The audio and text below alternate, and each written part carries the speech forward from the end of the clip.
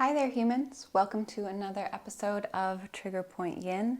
Today I'm making a video for my friend Steve. He is a rancher and horseback rider and all-around great guy. And he has some rotator cuff issues, a little bit of frozen shoulder, so lack of mobility, and some weakness in his arm. And there are a few things that I think are contributing to that. One is the shoulders being rolled forward, the chest being tight, and the back being weak. And then the other thing is just some postural issues downstream. So tight quads, lots of hard work on the ranch wearing cowboy boots. Quads get tight, locking down the pelvis, creating an anterior tilt in the pelvis, getting some glute weakness, and that contributing to some of the back issues that are happening upstream. So I'm going to go through some exercises, some trigger point, some stretching, and also some strengthening work today for Steve. And I thought other people who are experiencing similar issues might also enjoy this video. So first, we are going to talk about trigger pointing in the back. So when the shoulders roll forward, the back muscles get lengthened and the shoulders sometimes come up at the same time. And that is usually because the levators get tight, the muscle that lifts the shoulders, the levators. So we're going to get in there. It'll also be getting into some upper traps, some rhomboids, but getting the lacrosse ball in between the shoulder blades is going to loosen all of that up before we stretch the chest and try and move the heads of the shoulders behind us, pulling the shoulder blades more onto the back, and then also doing some strengthening exercises, like I said. So you're going to need a lacrosse ball for this first one, and I've done videos on the levator before, but to go over it, you're going to place the lacrosse ball right to the inside of that upper corner of the shoulder blade. And once you lay down, you're going to get some movement in your arm and then figure out where exactly you want your arm to rest, where you're getting a good amount of sensation. From there, we're going to roll the lacrosse ball down about halfway down the shoulder blade into more rhomboid attachment. And we're going to do the same thing again, get a little bit of movement in the arm, and then figure out where it should rest. So you can come onto your back, any flat surface will do. And it can be easier to place a lacrosse ball down first rather than holding it where you want it, and then once you're on the ground, rolling it to the place that you want. And it's good to do both sides, even if only one side hurts. You don't have to focus on the side that doesn't hurt or isn't bothering you, but doing both sides is important just to create that balance. And you might have tightness on both sides, but it's just manifesting more on one side. So start with whichever side you want. Snuggle that lacrosse ball right in close to the shoulder blade. Get some movement in your arm, and there's usually a direction in the arm where it really lights you up. So this is where it is for me right now. So I have this blanket above my head, and that is useful for resting the arm on something. Because you don't want the arm to be floating out in space. You want it to be resting. You want to be as passive as possible. So even though my feet are planted here, I'm knocking my knees together. That is more comfortable for me. You can also bring your feet together and your knees wide or fully extend your legs, but try and let the lower body relax. And then while you hang out here, make sure that you're breathing. Make sure that you are softening. Scan your body for places where you might be holding tension, where you can release effort. Good places to check in with are your glutes. Are you pressing down through your feet? Are you clenching your jaw? Are you bringing your eyebrows together? So check in with all of that, and then check in with your breath. Make sure it's long and smooth, and that you're actually paying attention to the sensation. And even if the only time you have to do trigger point is at the end of your day when it's your time to relax, listen to that book on tape, watch TV while you're doing this, if that is the only time that you have. But it is important to still make sure that you're breathing, to make sure that you're registering what sensation is happening and what's changing in your body. Because you can stay here for as long as it takes to get a change, to go from intense sensation to less intense sensation to sharp sensation to dull sensation, or no sensation at all.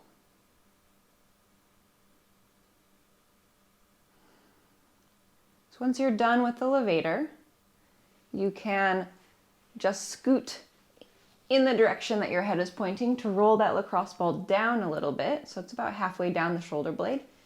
And then same thing, get a little movement in the arm. You might find that a different arm position gets greater sensation on this side. It might be the same arm position.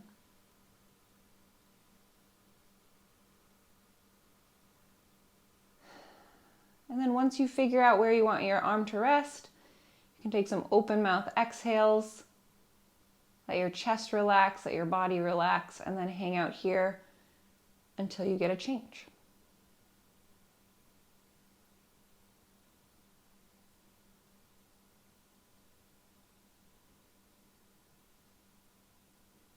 And once you're ready to come off of the lacrosse ball, you can roll off of that lacrosse ball, press yourself up to a seat, and then we're going to go right into a chest stretch on that same side. So I'll do two different examples. Depending on your mobility, one might be more accessible than the other. So it's again good to have a blanket, using it as a pillow. You can of course also use a pillow as a pillow, but a blanket is a little bit more versatile. So I was doing my right side, so I'm going to keep doing my right side. I'm going to lay on my belly. I'm going to have that blanket underneath my head. I'll look away from my right side, and then the right arm goes straight out to the right. This might be enough for you. If you're already getting a stretch in your chest, you can hang out right here. If you need more, first step is to roll over onto your side. So that hand is right up in line with your shoulder. And if you can't get it up that high, it might be a little bit down towards your hip. That's fine. Do what you can do. And then if you need more than this, step the left foot behind. So you're rolling more onto that shoulder. And this will stretch more than the chest. It'll stretch down into the bicep, into the arm. And that's fine. It's good to stretch that whole complex.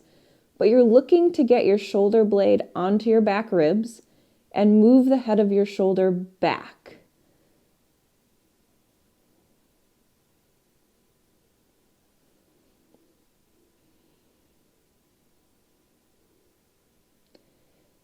And then as you're in this stretch, make sure that you're breathing into your upper chest, that you're breathing into the space behind your collarbones.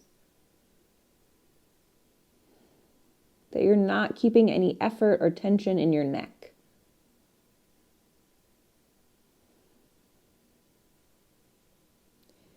And because you're stretching into your pec minor, which is the muscle that I think is the big issue here, pec minor goes over a nerve and an artery. So when we stretch the muscle, it can create some tingling, some numbness in the arm, but as soon as you come out of the stretch, that'll dissipate pretty quickly, and it's not a problem. It's just getting some compression there.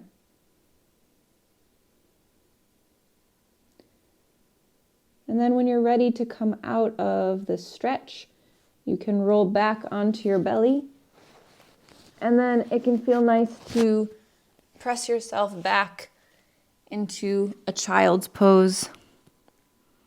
Let your shoulders relax, maybe even wrap your arms by your sides for a moment.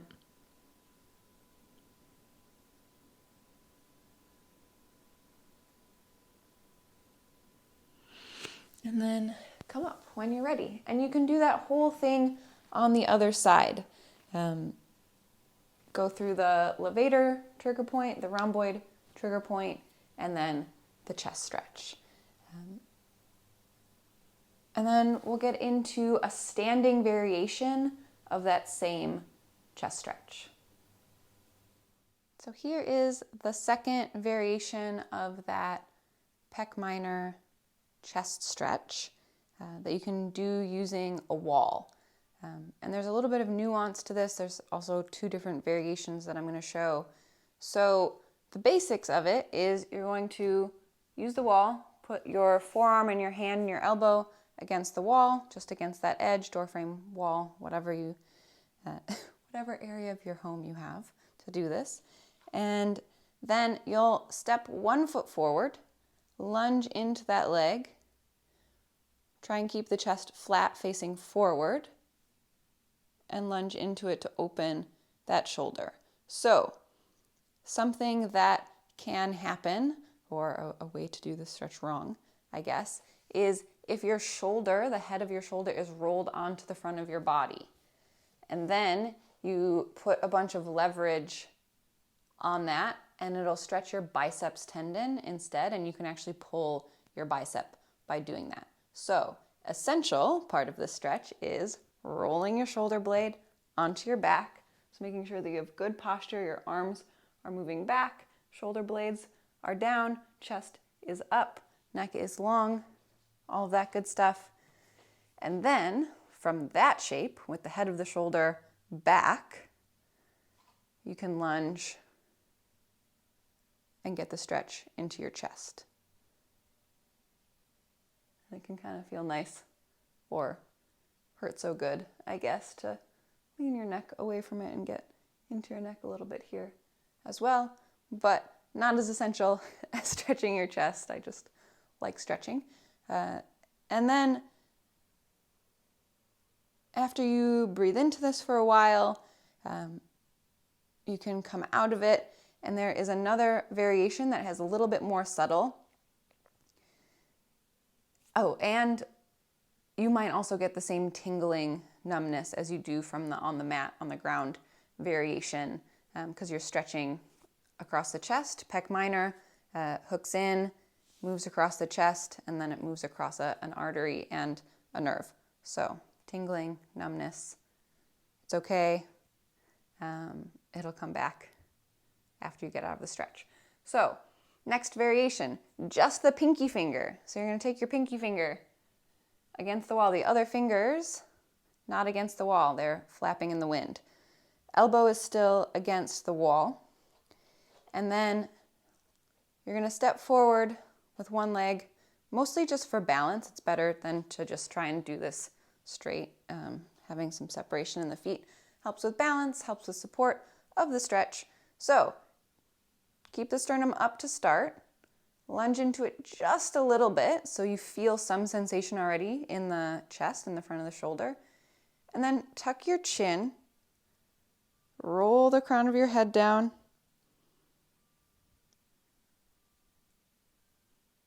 and start to bend through the upper back. So the head of the shoulder is still pulled back, the shoulder blade is still on the back, but you're rounding the neck, starting to round the upper back, just the pinky is there.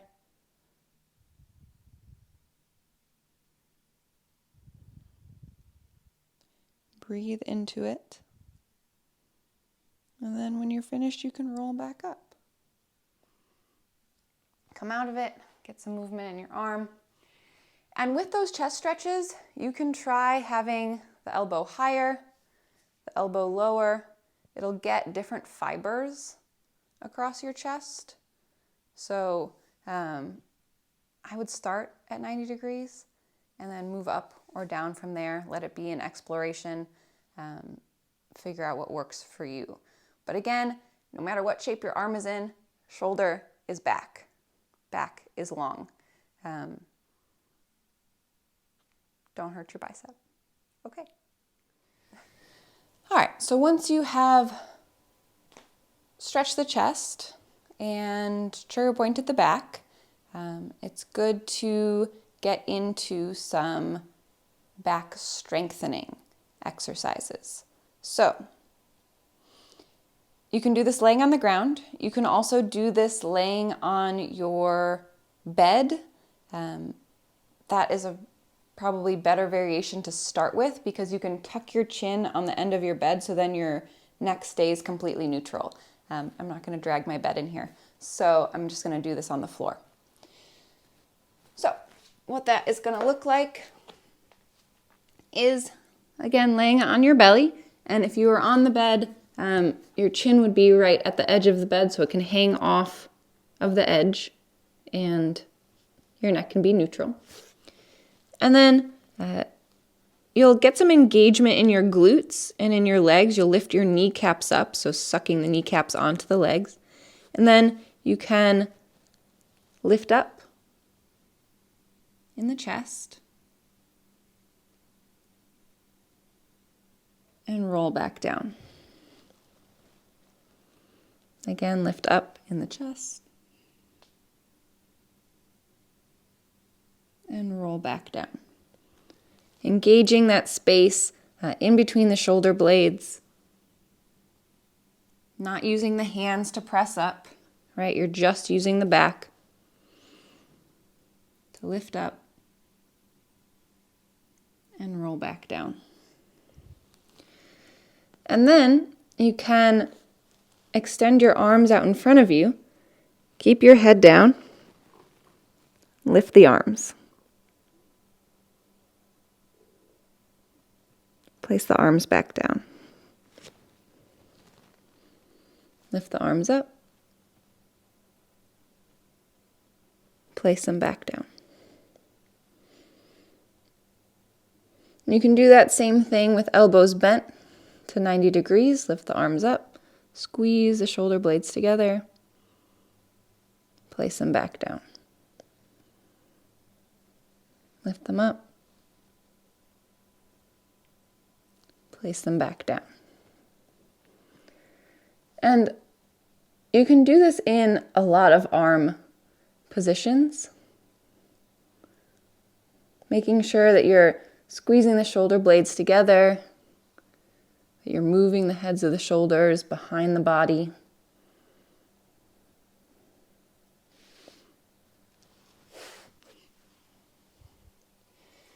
And I would do,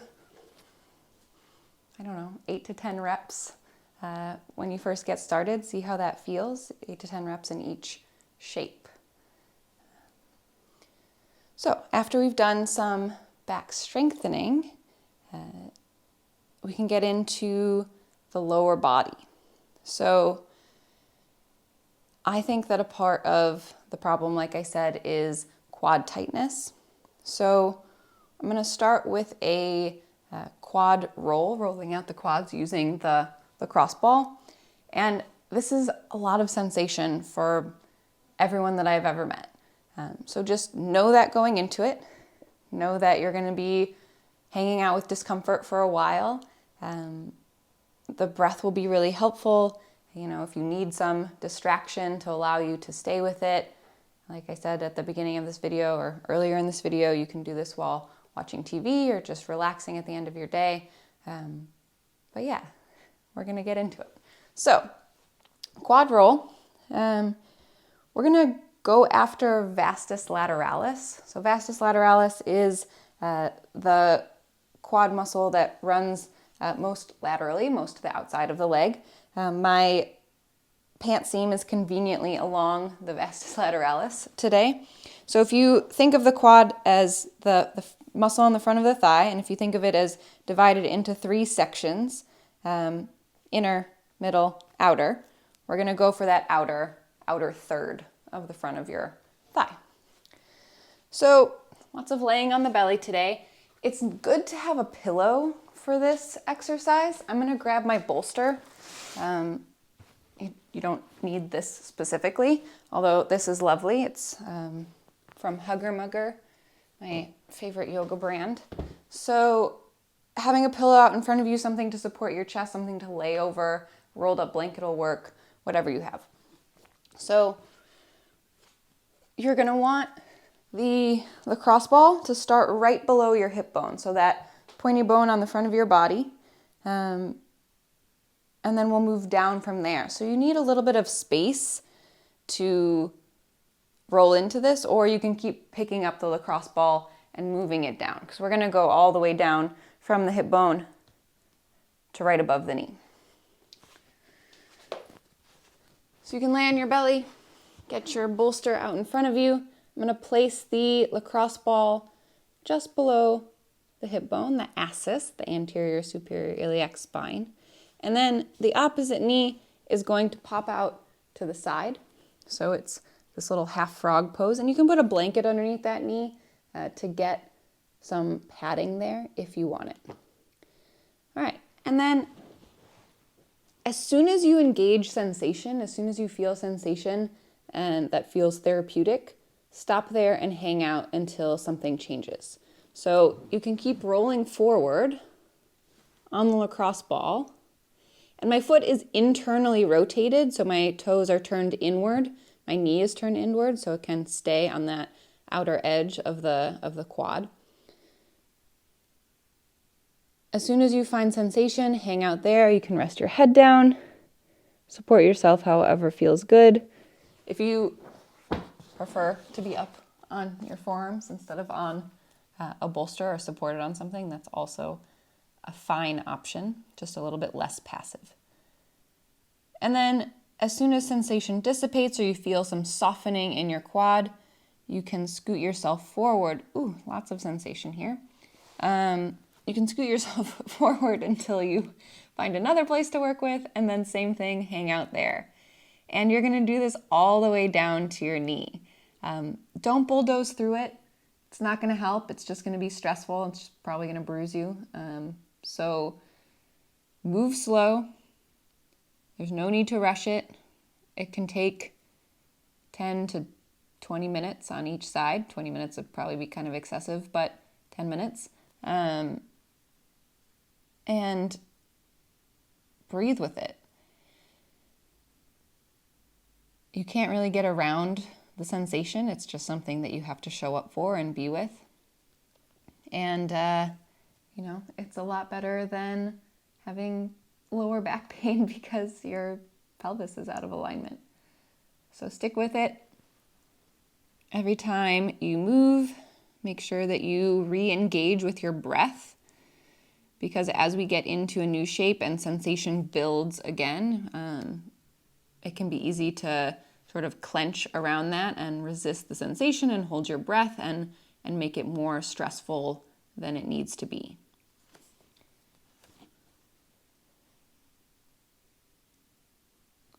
So again, I roll forward a little bit, making sure that I'm staying on that outer line of the quad, the vastus lateralis. Can scoot forward and then hang out again. Make sure I'm relaxing my lower back, make sure I'm relaxing my glutes. The head is as relaxed as possible. You can just put the head down on something if you're not laying over a pillow or some other support object.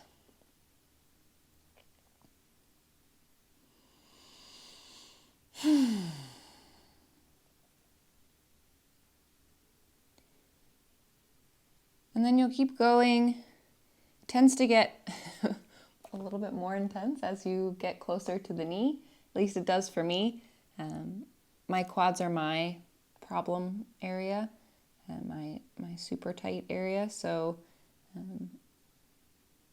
I'm doing this in solidarity with you. I'm also feeling all of that sensation that you're feeling. So I'm not getting out of it either.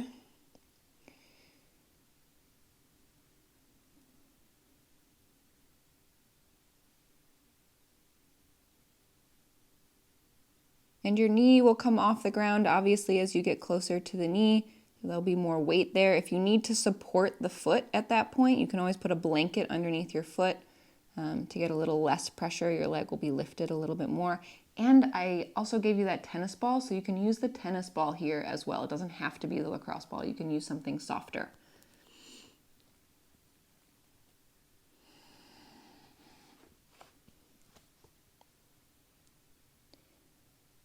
All right. And then once you get all the way to just above the knee,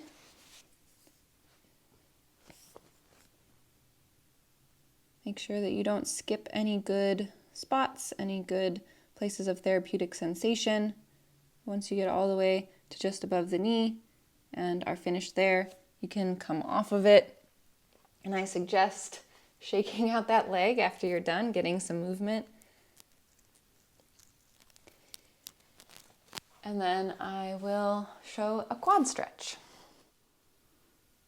All right, we're gonna get into that quad stretch now, and you're gonna need a wall and a blanket and possibly a block or something similar to put your hands on. This is less necessary, but it is helpful.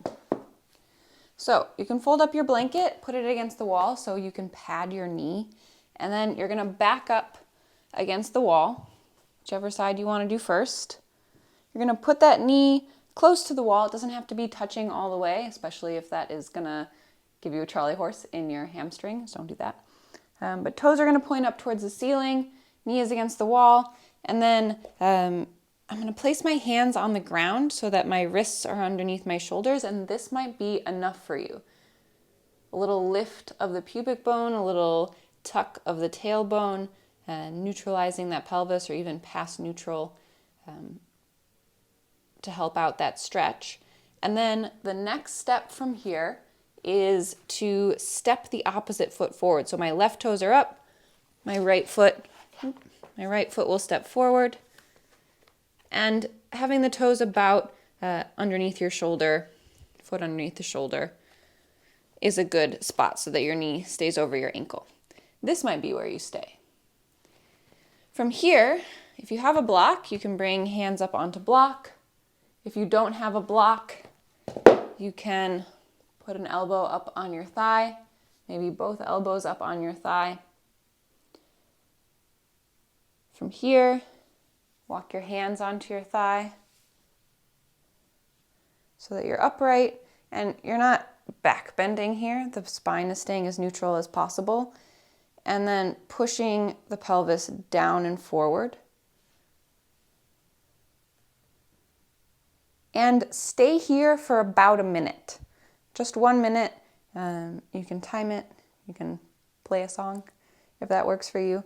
And then after a minute, come out of it, shake it out, do the other side, and then come back to it again. So you're gonna do it 3 times in a row, back and forth, one side and then the other. So a minute on one side, a minute on the other side, minute on one side, minute on the other side, minute on one side, minute on the other side.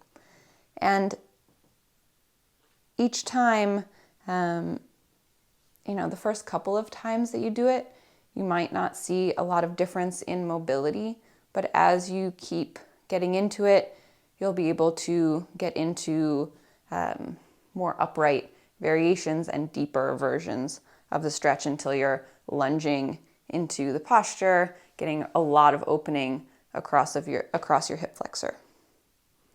So when you're ready to come out of it after a minute, you'll walk your hands back down onto the mat, or if they're already on the mat, just take your foot away from the wall. And again, you can get some shaking out of that leg before you take the other side. Another important exercise is the subscap. So subscap is going to have to pull the scapula, the shoulder blades, onto your back.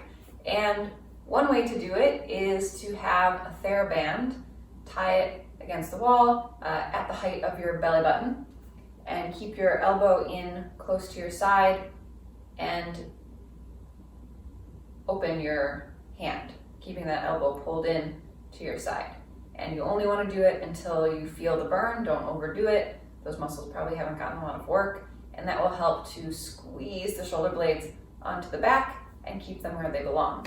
Another way you can do it, if you don't have a TheraBand, which I'm actually going to demonstrate here, is very lightweight. This could be a can of soup or a bottle of water. This is a 3-pound weight, which is pretty much all you're going to want to start with. And you'll come onto your side using gravity keeping that elbow in at your waist. You can start with the weight on the ground and then opening that up.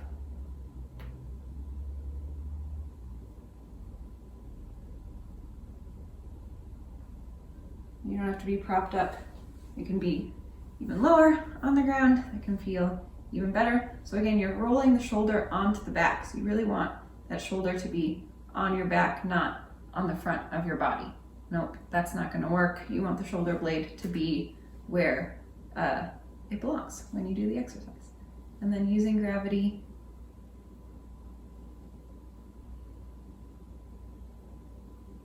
to squeeze that shoulder blade onto the back. Only until you feel the burn, and then release, shake it out, and you can do the other side. I personally like the band variation more. I think that I have a little bit more control maybe when I'm doing it, but this works if this is what you have. So just a little bit more about anatomy and bony landmarks in your body and where bones should be resting.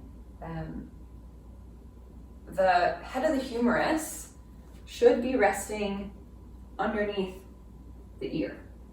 So a lot of times you see the shoulders forward, you see the fronts of the palms rolling forward like that, or the backs of the palms, the backs of the hands rolling forward, and the shoulders being more underneath the cheekbone rather than back underneath the ear, and the hands resting in more of a palms forward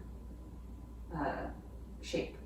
And a lot of times when we squeeze our shoulder blades back, it creates an arch in the back because the chest is so tight, and we can only get that opening across the chest by leaning back, and that can sort of accentuate the compression in the lower back, the anterior tilt in the pelvis, and we want all of that to come back in line.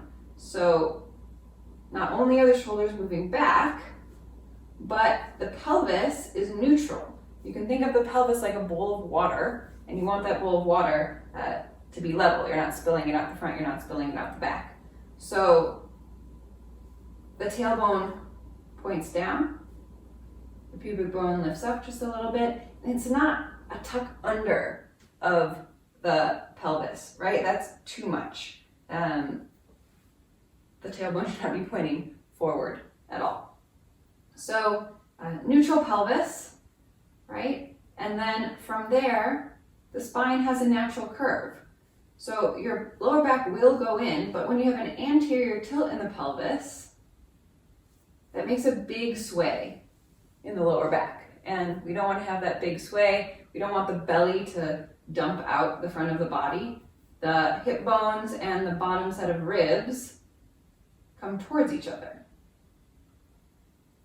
And that puts the lower back into a neutral shape, keeping its natural curve. And shoulder blades onto the back, heads of the humerus underneath the ears. And then the last thing is the collarbones. A lot of times our shoulders come up into our ears, and the collarbones get the shape of angry eyebrows. So they're more like a V than perfectly horizontal, resting broad across the horizon of the chest. So when the shoulders are down, away from the ears, and also back, the collarbone should go straight across the chest. So neutral pelvis, shoulder blades on the back, heads of the humerus underneath the ears, collarbones across the horizon of the chest. And then the last thing is the head should not be out in front of the body, right? There's a lot of times when the shoulders roll forward, our head comes forward, and then we look up. So then we have this really deep sway in the back of the neck, and that's when you start to get the dowager's hump, right? The buildup of muscle and flesh on the very upper back, because you look up in this posture.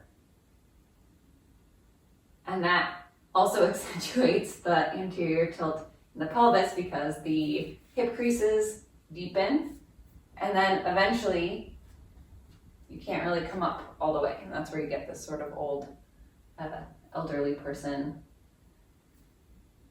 posture, or what we sometimes think of an elderly person posture, but it does not have to be that way. It does not have to be that way. You can all stay in alignment, and your head can rest right on top of your spine. The back of the neck can stay long, right? You're not lengthened in the throat, you're not forward in the head. It's all back in line. And there is a natural curve to your neck, right? There's a problem also, I think sometimes it's called military neck, from the over-accentuated straight back posture. You have some curve in the back of your neck, so you're not pushing your chin back into your body, but the head is right on top of the spine. So, things to look for when you're in your stretches and when you're in your postures, and when you're just walking around in your normal day, things to be aware of, things to pay attention to, and once they come into your awareness, it becomes a lot easier to adjust. And yes, you might be adjusting every couple of seconds, every couple of minutes at first, but as you strengthen your abs, as you relax your quads, as you strengthen your glutes, as you strengthen your back, the body wants to be in alignment. The skeleton wants to be aligned because that's actually easier, less effort than being out of alignment. So as we work on these stretches and trigger points and strengthening exercises, all of that alignment will become a lot more natural.